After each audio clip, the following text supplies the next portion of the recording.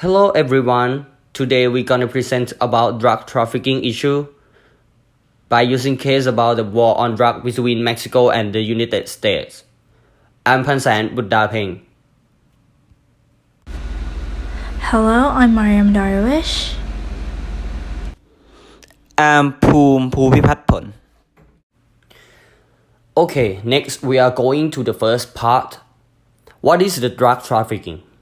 A drug trafficking was an illegal action from crime group who have failed to prone an initiator of drug or group have fund to make drug, which these types of drug was an illicit drug according to the each state law. Which drug trafficking can evolve into other issues more such as human trafficking, health issue, even security of state. As crime group has gained power to harsh against state. The drug trafficking originated in the early 19th century in China. Illegal drug trade has occurred and it was opium and it turned into opium war between China and the United Kingdom government. Followed by why drug trafficking was a transnational issue. To explain more, definition of transnational issue are crimes that have effect and can be a threat across the state borders. Furthermore, in drug trafficking cases, due to the geography of each state, which can make the difference to terrain for producing drugs, and it makes the state that can produce drugs be a producer state. Furthermore, groups of drug cartels decide not only to sell drugs in the domestic dark market, but they decide to sell in other states which can't produce drugs as this group of states turn into consumer state. And it creates a worldwide connection of drug market.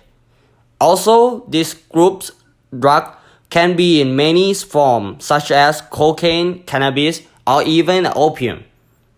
Most of it have an effect that make user addicted to them, and that was the reason that make this market was one of the most valuable black market in the world, as demand from consumer state keep growing more and more. Next slide is the role of civil society. So, as we know that drugs have been a social problem ever since the past, the civil society has achieved prominence in political and development discourse over decades. The civil society has been widely seen as a crucial agent for limiting authoritarian government, empowering a popular movement to improve the quality and inclusiveness of governance. This is the reason why most NGOs need civil society. So the UNDOC's guide have stated that for NGOs that civil society could help with is by reducing the drug supply. In the local level, it could provide services that aims to improve healthcare and outcome for the addiction of drugs. Nationally, it could push for legalization that help those who are addicted to it, and transnationally it could strengthen the transnational movements calling for demand-centric. And what can NGOs such as UNDOC or the United Nations Office on Drugs and Crime do is to address that this is that how the NGO represent a rich and a diverse array of experts dealing with all facets of the drug problems and its impact on people across the globe. And this includes active works in the area of drug prevention and education. This is the central to the work of many NGOs, many of whom have like highly creative and successful actions in sharing evidence-based information and strategy to prevent the drug abuse. To extend understanding of the drug trafficking issue, our group has chosen war on drugs between Mexico and the United States. But what is the reason and situation that occur war on drug? It needs to look at the timeline in the next slide. First circumstance that drug was smuggled into the United States was in the middle of 18th century. Chinese immigrants arrived in the United States and started trading and widespread opium. Moreover, they turned into opium producers in the time after. In 1914, the United States government published the Harrison Narcotics Tax Act to control drug trading, which included cocaine and heroin. In the early 1950s, Italian-American mafia, which rose to power in that period, had smuggling and selling illicit drugs by themselves. These gangsters were a role model of the modern drug cartel nowadays. Next, during the Vietnam War period in 1965 to 1970, it increased the rate of heroin that came in the United States. Furthermore, 15% of United States soldiers were addicted to heroin while deployed in Vietnam. In 1980s, border of Mexico has become the most important route to smuggle drug into United States. An illicit drug which loaded and smuggled was come from Medellin cartel, which is the most powerful cartel in Colombia during that time. Leader of Medellin cartel was Pablo Escobar, the most well-known drug dealer. After Pablo Escobar was killed in early 1990s, drug cartel who replaced Medellin cartel was the Cali cartel, and Cali cartel was smuggled illicit drug into United States more than 80% in that period. In the same time that Cali cartel has risen, Mexico cartel also rises as well, and largest drug cartel has arisen, which named Sinaloa Federation, which leader of group was Joaquin El Chapo Guzman, person that United States government claimed that he was the most powerful drug trafficker in the world. At the peak point of Sinaloa, they can imported and contributed cocaine more than 200 tons between 1990s until 2008, according to the United States Attorney General's Office. But Sinaloa Federation also have rival cartel which called Gulf Cartel, which both cartel name was came from place which they live, and Gulf Cartel joined in drug trafficking circle in 1980s, but they turned into rival of Sinaloa at the beginning of 20th century. In contrast, the way to operate of Gulf Cartel was different from Sinaloa Federation, as Gulf Cartel have law seaters. Who supported them as law seaters was the group of former elite members of Mexican military, and they worked as hitmen for Gulf Cartel. Furthermore, during the time that combat between Sinaloa and Gulf Cartel occurred, it caused many violent circumstances, and it was most violent period for Mexico in modern era. Next is about the outlining the action that taken by the government part. The United States government have cooperation with the Mexico government to dealing with this issue. There are 4 major targeted enforcement strategies that Mexico can consider as it moves forward.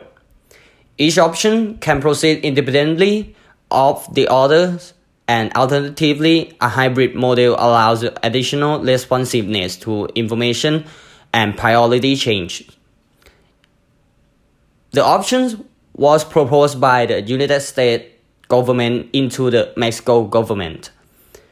Each option poses unique strengths and weaknesses in the addressing of prioritization of different evaluative dimensions, as described below by Walsh in 2013. The first two options, is option A and B, are organization specific, whereas the last two options is the option C and D are the geography specific. The first alternative worth examining as the option A, the organizational all-in strategy. This option is the framework described by existing literature on targeted enforcement in this context.